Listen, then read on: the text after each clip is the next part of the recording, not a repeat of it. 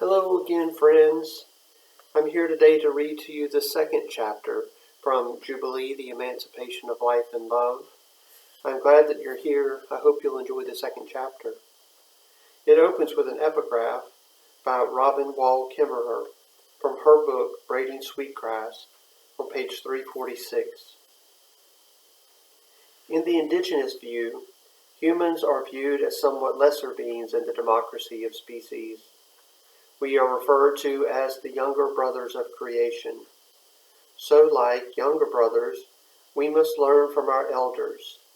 Plants were here first and have had a long time to figure things out. They live both above and below ground and hold the earth in place. Plants know how to make food from light and water.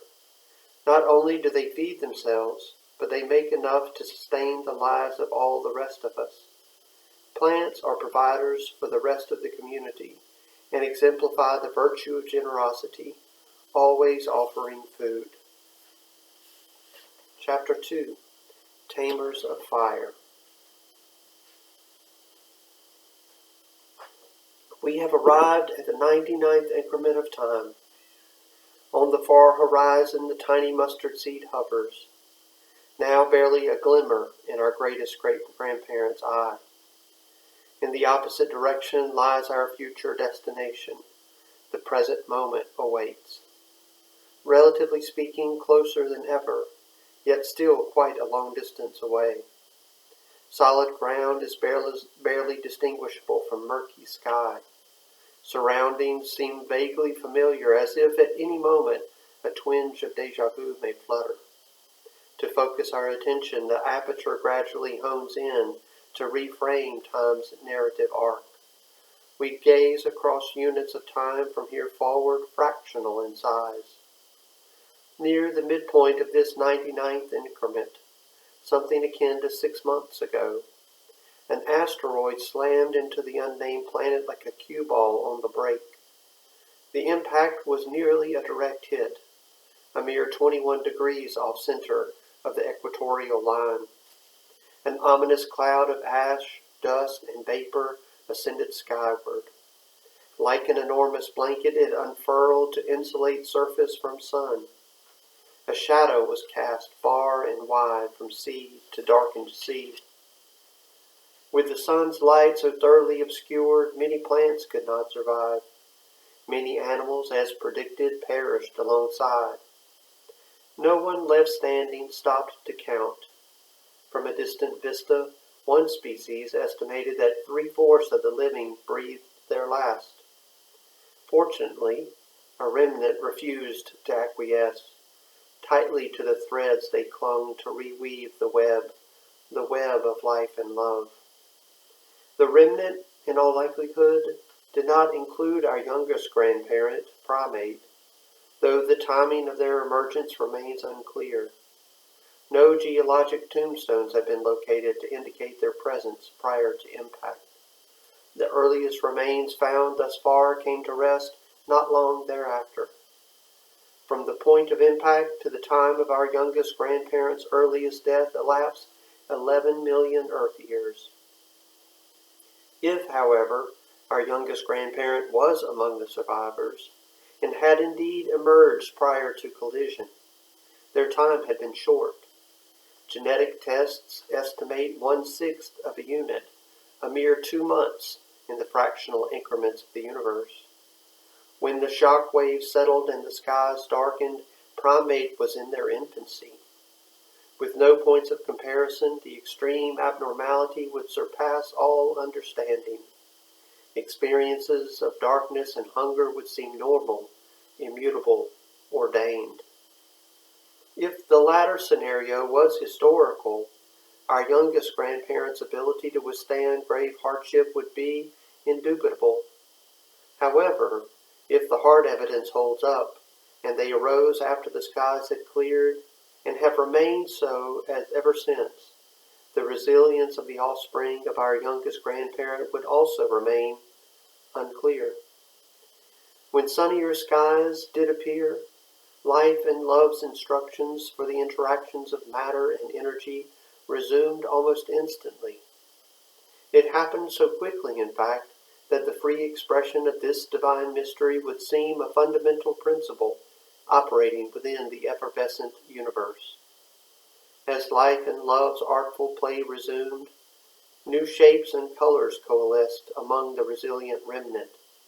In the unfurling, new varieties of plants developed to absorb the sun and cleanse the atmosphere. New varieties of animals emerged to cull the fruit, harvest the sun, and return dust into dust. Animals died naturally to feed the fungi, connecting tree root to tree root. Their nutritious remains seeped slowly upward from spongy soil to sun-drenched treetops. New fruit ripened into expectant nuts and seeds to wed with the wind and the beings who carry them. Ancestor into offspring, new life into life. Life and love played with creative variety gently and slowly.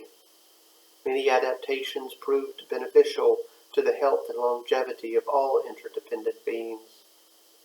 Colorful varieties, both neutral and beneficial, proliferated here and yon. On the other hand, a few changes induced harm to worsen health and shorten life. Effects rippled outward similarly. The interdependent web of life and love shares in consequences equally. Rain falls on the just and the unjust alike. Fortunately, homeostasis insists that harmful mutations are not allowed to forever run amok. Maleficence inevitably leads to die-offs. The greater the overabundance, the harsher the collapse. During the descent, equilibrium is restored. Progressive balance is the perpetual norm. Among those eating the replenished fruit of the vine were offspring with wombs and spines, known as mammals and vertebrates in this day and time. Among the burgeoning life was our youngest grandparent, named, in hindsight, Primate.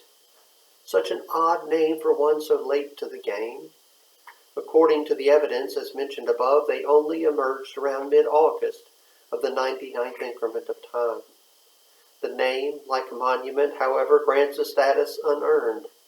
One might be led to believe they were the first, or uppermost, of a kind. The elders had survived 5 mass extinctions and adapted to new conditions. By way of these adaptations, their offspring had sufficiently differentiated and adopted a new identity. Subsequently, the offspring of primates would be grouped and divided into more familiar names, such as gorillas, chimpanzees, and orangutans. Soon, they would diverge yet again and acquire a new name, humans. Like many of their land-bound neighbors, primates used 4 appendages for stability and propulsion across uneven ground. Over time, however, variations began to appear. Physical changes were visible to the naked eye. Subsequent changes, though hidden from sight, would be clearly visible to the attentive mind. The changes allowed some primates to stand heads above the rest. A few were born differently angled at the juncture of the hips. The strange new pelvis allowed them to stop and stand upright for several minutes at a time.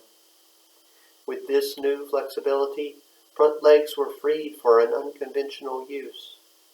While in motion, they still navigated forward direction, but when stationary, they could reach into branches overhead.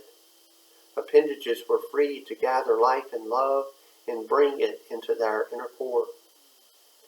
When ordinary neighbors came upon fruit beyond the reach of short necks and jaws, they could do nothing more than stare hungrily with despair. Primates with the unusual gait, on the other hand, used front paws and gravity to haphazardly club fruit to the ground. The object of their fascination now within reach, all the primates could sit and comfortably eat. In normal seasons, the alteration of hips, spines, and legs held no disadvantage or benefit. Young primates had no prejudice against difference. When sun mixed with rain, low-hanging fruit proved abundant. Those who held fast to the ground, as well as those with the unusual gait, found fruit sufficient for their needs. However, when the balance of light to water dipped, low-hanging fruit did not ripen normally. Those who lacked the ability to roam far or gather from above could not as easily survive the extremes. Death nibbled first at the margins, then crept inward. Those loved the most, the very old and the very young, were often the first ones claimed. Beings who embodied the wisdom of the past, as well as those responsible to carry it on, were fungi's first meals. Ancestor to offspring, tree root to tree root, ashes to ashes, dust to dust. Sorrow was abundant when the fruit withered, but the balance of energy to matter, being to being, always remained. Fortunately for later generations, less visible changes were taking shape in the spirit minds of primates with an unusual gait. Unique abilities of the physical body allowed for changes in behavior as well. Those who could eat the low-hanging fruit or the fruit overhead had options from which to choose. Thus they had the opportunity to learn, to share. In seasons of plenty, fruit on the branches above was left for the beings with wings. In seasons of scarcity, a portion from above augmented the meager harvest below. Fruit was divided evenly among everyone. No one consumed more than their minimal needs. Hence, no one had to sacrifice. The system did not suffer. The trees flourished, and in subsequent seasons abundant fruit was restored. Death was kept at bay. In seasons normal and extreme, appetites were voluntarily restrained. Such attentive cooperation happened so seamlessly, without debate or deliberation. Consider it a manifestation of the natural order of the universe. Just as the processes of life and love merged into single-cell forebears, just as single cells converged into symbiotic multicellular beings, just as multicellular beings organized into interconnected ecological systems, acts of cooperation seem to be embedded in the instructions flowing from the greatest great-grandparent. From simplicity, complexity converges. Again, an echo of continuity in the midst of change. Due to the benefits of standing upright, reaching out, and learning to share, opportunities to gather the fruit of the vine proliferated alongside longevity. Through practice and repetition, primate learned other new behaviors as well. Rather than clubbing the fruit with one wild, dominant hand, primates with the unusual gait discovered 2 paws cupped together could select fruit one at a time. Its time in the sun preserved unripened fruit was not wasted. Fruit could be shared with the future when its rightful time had come. A conservative harvest led to patience and gratitude. Selectivity increased primates' longevity, as well as that of their neighbors who also shared in the fruit of the vine. As diets improved and life lengthened, primates with the unusual gait began to notice other physical changes as well. For example, as arms extended, the muscles of the neck, spine, and shoulders stretched to allow one appendage to reach higher into the branches overhead. Alas, at that asymmetric angle, the opposite paw was unable to pair with its mate. Primate came to learn that disparate objects could perform in new and cooperative ways. Unable to grasp with 2 paws, primate began to use 2 adjacent toes. The higher they stretched, the longer the toes grew. The more frequent the practice, the more nimble, too. Season after season, eventually, front toes lost their identity. They weren't quite themselves anymore. A new name was ascribed: fingers. The ancestors' front appendages had but a single use: to guide and propel mobility. 2 blunt objects had gained in versatility and added 10 fine instruments. Nimble fingers finessed the details, enabled more selective pruning, and expanded a colorful menu. With 2 or 3 fingertips, a diverse variety of small fruits, nuts, and seeds were now available for the choosing. When delicate fingers felt fruit was too young, it could be left safely attached. Days of optimal ripeness lay ahead. A deferred harvest of gratification prospered alongside less waste. The more diversified and stable their diets became, the healthier primates remained. In the first place, bodies were better able to avoid illness and injury, and if illness or injury did appear, recovery was more expeditious. Excess energy was not necessary to digress from health to illness and then return to baseline contentment. The sun's energy was used more efficiently for the inner adaptations of learning and the outward acts of loving care. As consumption of the sun's energy from the fruit of the vine became more reliable, internal sensations long felt but largely ignored became distinctly more noticeable. Some sensations seemed to beckon primate's body to draw nearer. Others, of a differing hue, wrenched their bodies back. The sensations were like an internal elbow, gently nudging to approach or avoid. A few examples may help. Certain insects, mushrooms, and overripe fruits raised internal alarms. Fear or disgust pulled primate back from potential harm. Other fruits, perfectly ripened, elicited waves of delicious delight. If separated from someone deeply loved or when very lost, a confused sadness emerged. In spirit and mind, and at times physically, they sought to reconnect with the familiar and the beloved. If reunited, loved ones groomed, soothed, and cuddled each other. A restful bliss ensued. Any lingering gaps of separation were soon closed. Primates noticed these same sensations were felt not only within them, but by many of their neighbors as well. Bees on spring's yellow flowers were seen in states of inebriated bliss. Pairs of butterflies were ensconced in a joyful dance. Likewise, flocks of birds at dusk swirled in vivid murmurations. Schools of fish swam with mindful ease and unison. The setting sun, an illuminated cloud, and the rolling stream all held passers-by in awe and reverence. Furthermore, primate observed that what was felt by one affected the feelings of another, sometimes in equal and at other times opposite ways. When primate assisted a neighbor in distress, both expressed a sigh of relief and an ounce of gratitude.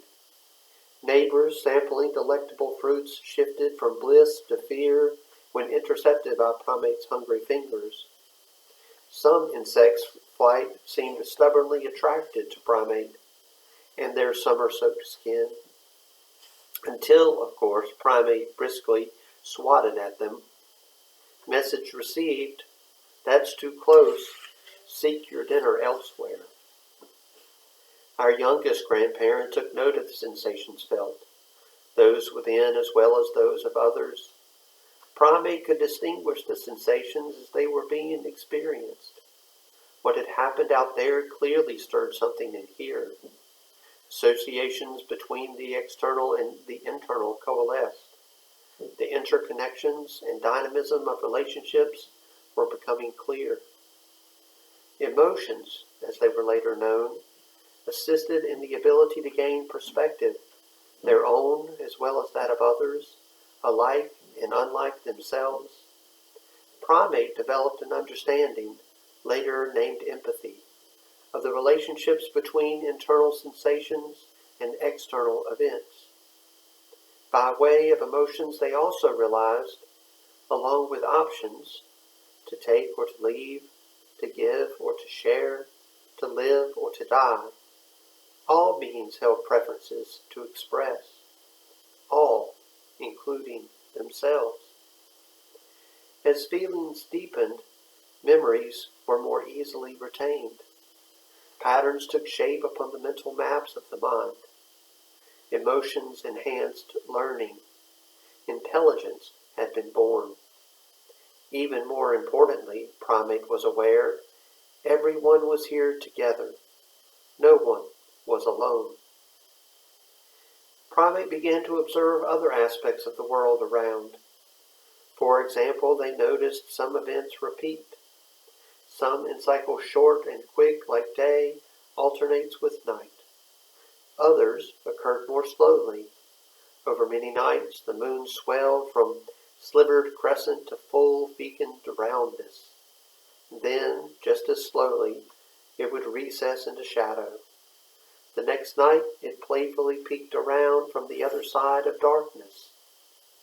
The longest cycles followed the sun as it traversed horizons. At its peak, the sun drew a magical arch tall and wide across the sky. Days were long and bright. Nights were terse, but rather warm. At high noon, shadows were nowhere to be found. At its trough, like a low-slung bridge, the sun stayed close to the horizon. As it spanned winter's solemn river, it joined the banks of east and west across the slate-gray southern sky. Like the objects overhead and the seasons they imparted, the elders, neighbors, siblings, and kin also adhered to cyclical patterns. Between the short cycles of the sun's rise and descent, most rose to work and to play. As the sun departed, they withdrew in gratitude for rest. While primates were tucked safely in their shelters, neighbors cloaked in darkness foraged through the vacated spaces. In longer cycles, Primate observed a few neighbors saunter by with their backs turned toward the sun. Some traveled by air, others on hoof. Then, as the cycle revolved, the same neighbors returned, this time their faces resplendent in the sun. The longer they lived and observed, the more clearly the patterns of regularity emerged. With such patterns in mind, Primate noticed they were better equipped to predict what might happen next. As predictions were paired with felt sensations, they could better discern if what lay ahead was hoped for and preferred or not. Familiarity and predictable patterns led to better decisions for experience of safety, health, and peaceful contentedness. Safety, health, and contentment created a baseline from which to explore curiosity. As neighbors wandered by, Primate ambled alongside, yet not so close as to intrude upon a neighbor's privacy. In the early days, Primate followed only as far as their eyes kept sight of home. From that distance, they promptly returned. During the infancy of intelligence, curiosity led. Confidence soon followed. As fields and paths became more familiar, Primates sensed further could they roam. They might wander out of sight and still find their way home. They began to take exploratory risks and trust in outcomes unknown. Much like cautious neighbors on migration, if landmarks in the mind's eye were strung together like breadcrumbs on a string, a safe return was nearly guaranteed. Upon arrival, they sensed accomplishment and relief. In vibrant swaths, curiosity and confidence began to bloom almost simultaneously. As they roamed, mental maps were being drawn and stored of the physical spaces around. The more frequently they explored, the more detailed the maps became. The farther they explored, the more broad. Likewise, as the migrations of seasons and stars were followed, temporal maps came into focus with greater acuity. Primates started to recognize patterns in similarities and distinctions of here and there, as well as now and then. Memories, associations, and patterns, later known as knowledge, layered invisibly within, As gradients of emotions were more easily distinguished, preferences were refined and associated with multiple possibilities. Based on past experience, good decisions could be made. Primate was learning. Unbeknownst to them, they were also learning how to learn. At the time, learning was short-lived. The soft tissues of mental maps has a tendency to degrade. Many memories made in a lifetime were simply forgotten, abandoned to the mist. Memories which reached the finish line died quietly at expiration. Without symbols to document, knowledge was preserved in only one way. It was conveyed from one generation to the next through acts and observation. Children acquired learning by observation and imitation of the acts of elders, neighbors, siblings, and kin, just as generations before had done. If, however, one did not act, or another did not observe and repeat all which curiosity had explored and competence gained, perished in a heartbeat. Knowledge, like a garden, had to be cultivated, culled, and practiced to be preserved. With such frames of With such short frames of reference, change was indistinguishable from continuity. Nothing seemed impermanent. Ignorance does not distinguish similarity from difference. Only experiences which were repeated, season after season, generation to generation, would bind to heredity's cellular information.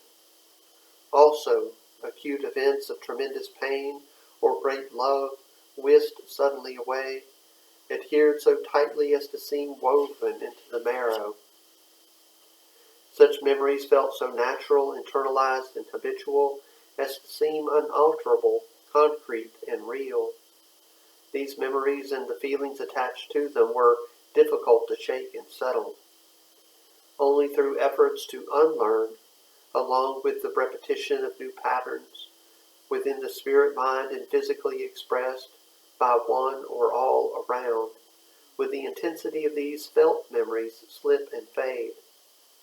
Without fluency, symbols, or documents, the details of a historical experience might be lost in a generation. The detachment of feelings from memories, however, was a healing of the spirit mind.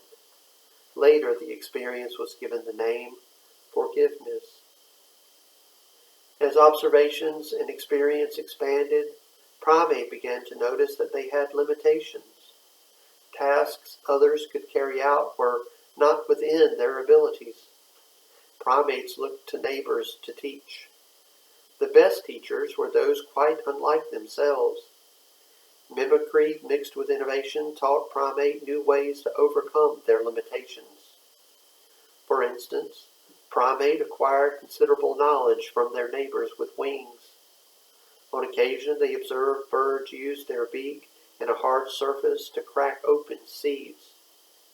Alas, primate had no beak, and their fingers were much too large. Fingertips would receive the shock, the seed left untouched.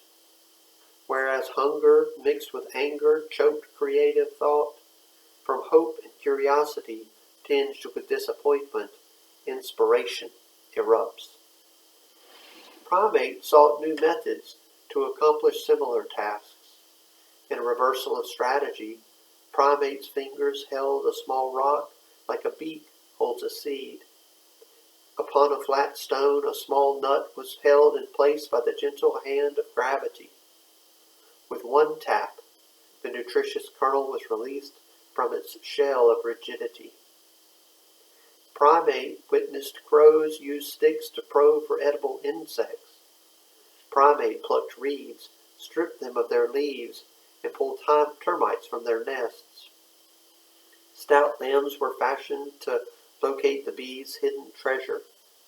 One end they frayed to extract honey from the hive, leaving it intact for next time. The neighbors' homes primate admired as they ambled by. Nests and shelters of sticks, leaves, and tufts of fur kept neighbors warm and dry. Primate blended similar materials of larger size for safe shelters to sleep inside.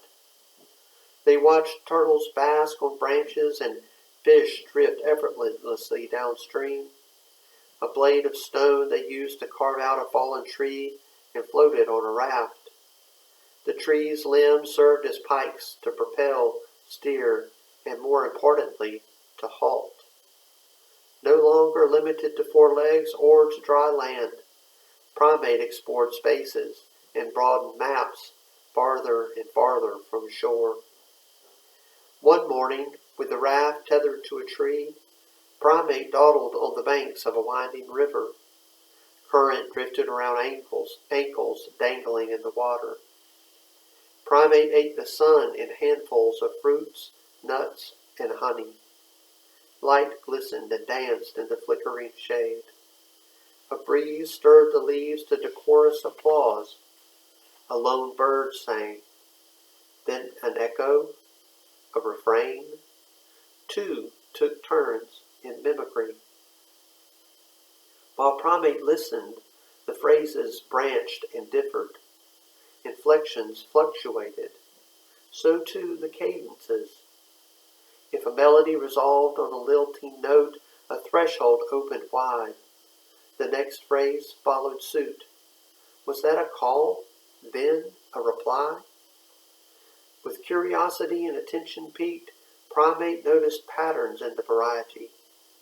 Not only was there a call and response, select sounds were offered up in certain situations at certain times of day. At sunrise, for example, a song of celebration was thrust upward to the sky. In contrast, if a clutch of seed was found, a more secretive message was slung closer to the ground. In times of imminent danger, an urgent message was spread.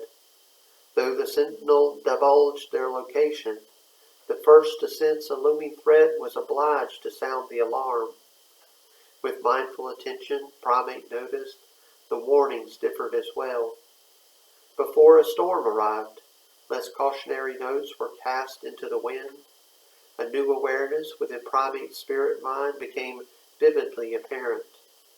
Whereas the youthful Primate had learned food was to be shared, their elders also knew to share truthful information. Primate as well was able to generate a variety of sounds. Grunts spontaneously huffed when something heavy was lifted up. Groans oozed when sadness swelled. Deep sighs came as bliss swept in. Like the birds, Primate paired with a friend and began to organize the sounds. An object, such as a stick or a seed, was grasped and extended as if to say this. A sound was vocalized, then repeated. To their partner, a message was conveyed. From now on, this particular utterance represents all objects like this one. Mental maps of memory and mutual agreements allowed simple sounds to represent objects remembered but unseen. Anything within reach acquired a sonic symbol. Primate soon realized fingers could point to objects beyond arm's reach or to those too large to hold. A finger could point at the moon, for example. A sound was made.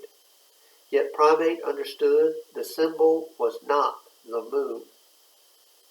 Sounds were associated not only with physical objects far overhead or those close at hand, they also symbolized actions witnessed by two or more. Sounds were sculpted first for objects as visible as nouns, then for events as fleeting as verbs.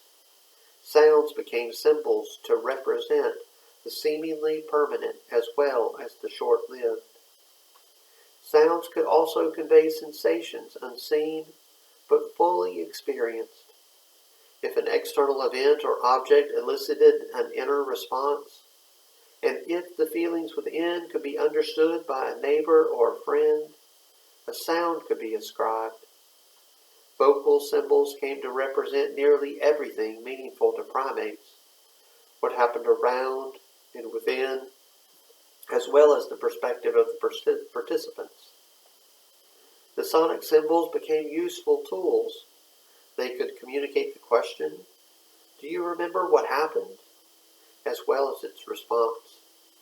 In addition, if past patterns were recognized, future predictions could be expressed, as well as contingent hopes. Conjectures could be brought forth. Based on experience, this might happen next.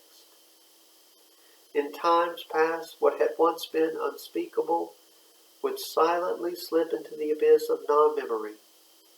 Now, primate could pass along that which had been observed, experienced, and learned. Sounds could represent the bees, their daily departures in search of flowers, and the delight in returning to a home intact. Sounds could represent the biting insect, its escape from the swat of a hand, and the desire to preserve life. Eventually, as a mirror might reflect upon itself, a sound was assigned to symbolize the symbol. The first assigned was word. Names soon followed. Words and names were inauspicious discoveries. Embedded in this seemingly benign tool, the disunity of division and separation had unwittingly begun. The misfortune was not to be the last. Nearby, yet another branch of separation was about to ignite. In hindsight, no one quite recalled which actually came first. Audible sounds leave less of an impression than ashes and dust. In the units of time of the universe, it could be said that symbolic language arose concurrent with fire's domestication. Like the elders, neighbors, siblings, and kin, primate had long witnessed fire scorch the land. Generally, during the stormy seasons of light and heat, after a flash of lightning came crashing in, the land ignited in a wild, rambunctious burn. Until a soaking rain, the rampage was unquenchable. While fire blazed, neighbors rooted to the soil stood stalwart. Their migrations moved so slowly, fire's rapid advance was unavoidable. The rooted ones could only hope wind might shove fire to another direction, or that rain might come from nowhere to quench the suffocating thirst. Otherwise, sheltered as seeds beneath the soil, the offspring of the rooted ones were the last remaining hope. A next generation may yet survive to replace the old growth and overstory after the elders were burned alive. Other neighbors on landlocked legs scurried hurriedly away.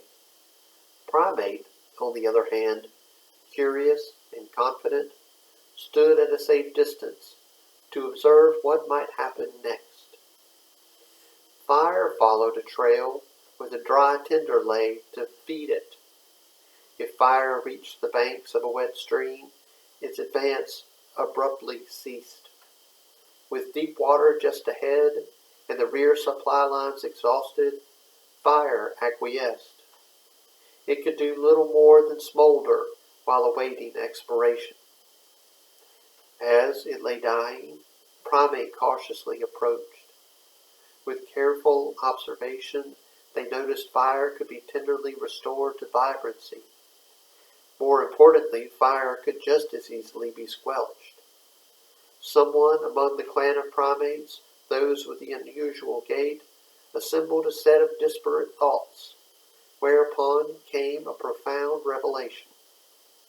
With a tuft of grass, fire could be rekindled. A stick could lift it from the ground. Upon 2 cautious feet with 2 free hands, fire could be carried aloft. Where it was laid, fire could be nurtured and contained. Kept in its rightful place, fire became a helpful ally to protect primate in spirit and body. In the cycles of darkness, fire gave light. In seasons of cold, fire lent warmth. To the community, fire offered a point to gather around. Attention centered while meals were shared and information traded. In the exchange, primate learned that the soft tissue of physical bodies stored energy from the sun and nutrients from the soil. In the rare seasons when the fruit of the vine was very sparse, fire rendered intruders quite edible. Fire was assigned the responsibility to prime meat for digestion and metabolism. The primates with an unusual gait were now able to consume the sun's energy in 3 different ways. The first through eating the fruit of the vine, the second by burning the brush, and the third, in times of crisis, eating meat which was cooked. As they consumed more and more energy of the sun, primates' manner of thinking changed. Those with the unusual gait so thoroughly differentiating themselves, their offspring gave them a new name, Homo erectus.